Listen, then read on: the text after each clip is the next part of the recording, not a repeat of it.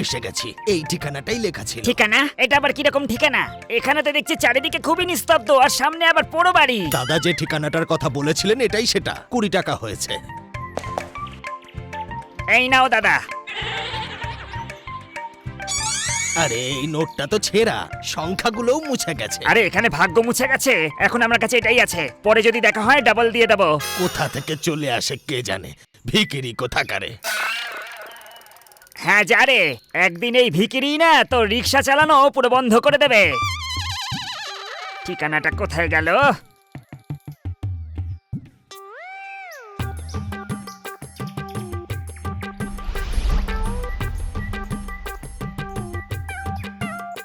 কালকে গিয়ে একটা পুড়িয়া বালতিতে ঢেলে ঠান্ডা জলে চান করে নিও। ভূত ঠান্ডায় কাঁপতে কাঁপতে পালিয়ে যাবে। যাও। ধন্যবাদ বাবা। নমস্কার বাবা, আমি একটা ঠিকানার খোঁজ করতে এসেছি। SS ঝাঁটা কোম্পানি। তোমার তাতে কি মতলব? ওদের আমার মতন একজন সৎ নিষ্ঠাবান কর্মচারী লাগবে। দরকার 1 বছর আগে ছিল। 1 বছর আগে খবরের কাগজে দিয়েছিল, আর সেটা তো 1 বছর আগেকার কথা। 1 বছর আগে? আরে আমি তো খবরের কাগজটা কালকেই পড়েছিলাম ওই দোকানে বসে। আমি হলাম এই কোম্পানির মালিক। 1 বছর আগে তোমার মতোই একজন অযোগ্য লোক ফ্যাক্টরিতে আগুন ধরিয়ে দিয়েছিল। এখন এখানে বসে লোকজনের ভূত ভাগায়। বাহ স্যার, তাহলে এই ভূত তাড়ানোর ডিগ্রিটা কোথা থেকে পেলেন? লোক জীবিত মানুষের ওপর বিশ্বাস করুক কিংবা না করুক, ভূতের ওপর বিশ্বাস অবশ্যই করে। ওই রোগ থেকেই আমি টাকা রোজগার করছি। মনে হচ্ছে এ ভূত তাড়িয়ে তাড়িয়ে দ্বিতীয়বার আবার কোম্পানি ওপেন করবে।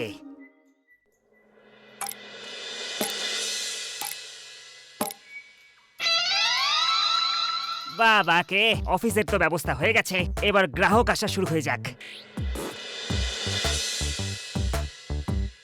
হে ভগবান, একটাও তো গ্রাহক এলো না। এই অফিস, এইসব জিনিসপত্র, এইসব কিছুর ভাড়া কিভাবে দেব? যদি এই ব্যবসাটাও ডুবে যায় তখন?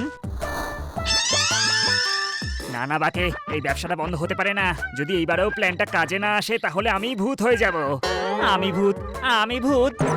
বাহ, কি আইডিয়া পেলাম বাকে। এইবার তো গ্রাহকের কোনো কমতিই আসবে না।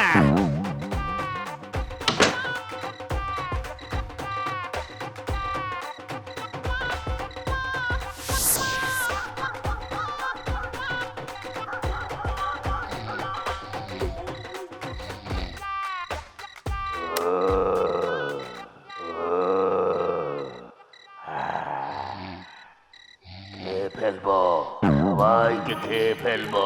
এ আবার কিরকম আওয়াজ গিন্নি? এটা আবার তোমার মৃত বাবার আত্মা তো নয়? চুপ করো তুমি। আমার তো মনে হচ্ছে উনি শ্বশুর মশাই। বলেছিলাম শ্রাদ্ধের দিন কোনো রকম কার্পণ্য করো না। আরে আমি কি চোরি জানতাম এইটুকুনি ঘটনায় এত রাগ হবে?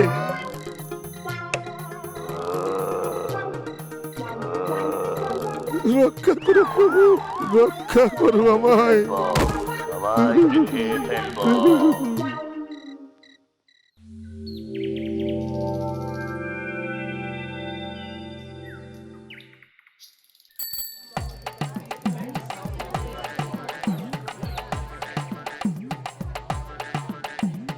বাকে বাবা, বাকে বাবা।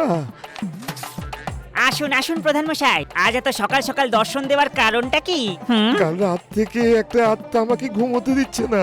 বুঝতে পারছি না কার আত্মা, কে সে? আত্মা, তাও আবার বাঁকে এখানে থাকতে গ্রামে আত্মা? চিন্তা করবেন না প্রধান মশাই, এই বাঁকে সেই আত্মাকে পরমাত্মার কাছে তাড়াতাড়ি পৌঁছে দেবে। আপনি বাড়ি যান। তোমার আমার বাড়ি গিয়ে কি করবেন? আপনি নিজের বাড়িতে চলুন প্রধান মশাই। এবার 2 মিনিটের মধ্যে জানতে পারা যাবে যে কোন আত্মা আপনার বাড়িতে কোন কোনায় গিয়ে বসে আছে।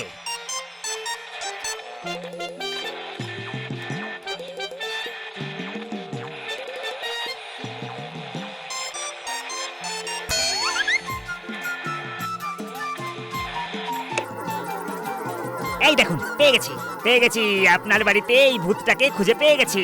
এবার এটাকে আমি আমার শিশিতে বন্দি করে রাখছি।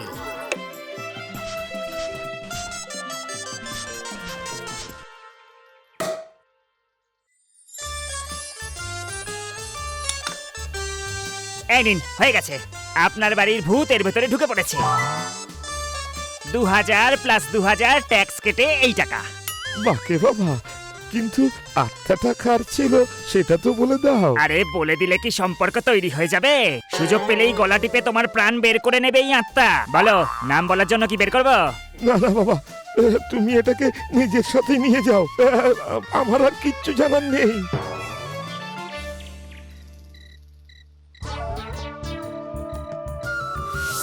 আজ এই মংলুকে ভূতের সিনেমা দেখাই। ওট মংলু ওট, তোকে নিতে এসেছি মংলু ওট। হে ভগবান, রক্ষা করুন, রক্ষা করুন, আমাকে বাঁচিয়ে নিন আমাকে, আমাকে বিপদ থেকে রক্ষা করো হে ভগবান।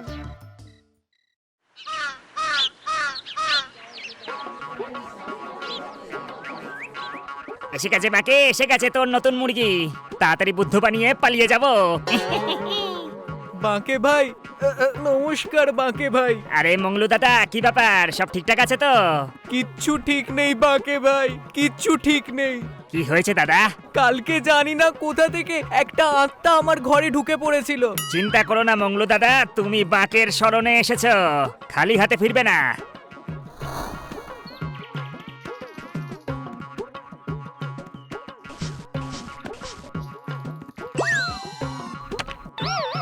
এই না মংলু দাদা, এবার তাড়াতাড়ি ফিজের টাকাটা আমাকে দিয়ে দাও, তোমার কাজ হয়ে গেছে। ওই আত্মা আর দ্বিতীয়বার আসবে না তো বাঁকে ভাই? আরে এটা বাকে এক্সপার্টের কাজ, সেই আত্মা স্বপ্নেতেও তোমার আশেপাশে আর আসবে না। যদি তুমি না থাকতে তাহলে আমার কি হতো বাঁকে ভাই? আরে কি বলছো, আমি না থাকতে ভূত মানে? হ্যাঁ, মানে আমি ছাড়া তো আর তো কেউ ভূত তাড়াতে পারতো না, তাই না?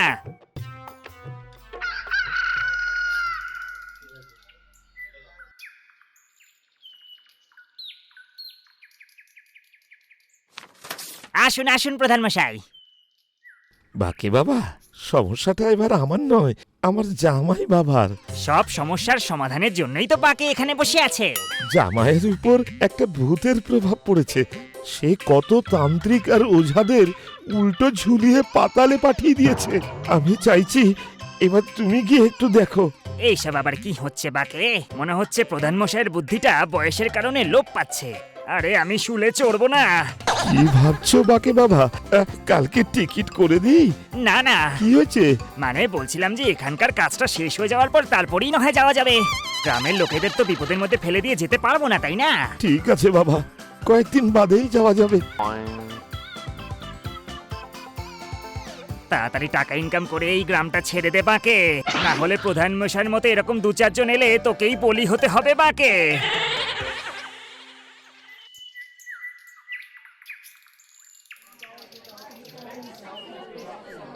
প্রিয় গ্রামের সরল সাদাসিধে গ্রামবাসীরা, যদি সব ভূতদেরকে এই গ্রাম থেকে তাড়াতাড়ি তাড়ানো না যায় তাহলে অনেক বড় বিপদ আসতে চলেছে। আচ্ছা, তুমি কিছু করো, আরে তুমি তুমি করতে করো পারো, কিছু। তুমি কিছু করো ভাই। আরে করবো তো আমি প্রধান মশাই, কিন্তু সবাইকে একটু খরচা করতে হবে। সবাই নিজের রোজগারের টাকা আমার দান বাক্সে ফেলবেন, বুঝলেন? বাবা, এখন আমার তো আর কোনো ভূতের ভয় হচ্ছে না। আরে এখন নয়, কিন্তু কালকে তো হতে পারে। প্রধান মশাই, কিছু টাকা দিয়ে আপনি নিজেকে সারা জীবনের মতো সুরক্ষিত রাখতে পারবেন বাকের লাইফ টাইম ভূত তাড়ানোর সার্ভিস নিয়ে। এটা তো খুব ভালো খবর বাবা, আমিও সার্ভিস নেওয়ার জন্য তৈরি। প্রত্যেক গ্রামবাসীরা গ্রামের সব আত্মাদের ডাকবেন।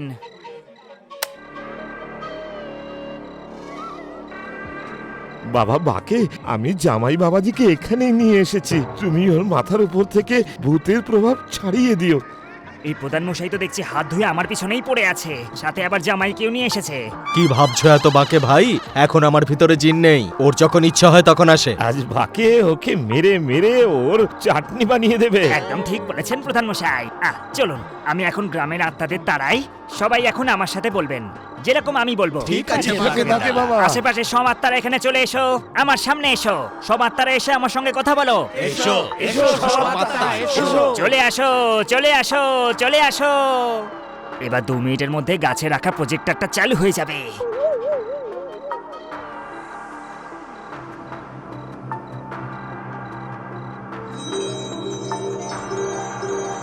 আরে কি ব্যাপার হলো, এই প্রজেক্টরে ভূত তো দেখছি সামনাসামনি দেখা যাচ্ছে রে বাকে। তুই ডাকছিলি না আমাদের? নে এসে গেছে, এবার তোর ঘাড় মোটকেও তোকে ভূত বানিয়ে দেব। ক্ষমা করে দিন দাদারা, আমি তো মিথ্যে নাটক করছিলাম। আমি কোনো ভূত টুত ধরতে পারি না। ছেড়ে দিন আমাকে। আরে শয়তান, তোর জন্য আজ গ্রামবাসীরা সবাই ভূত হয়ে গেছে।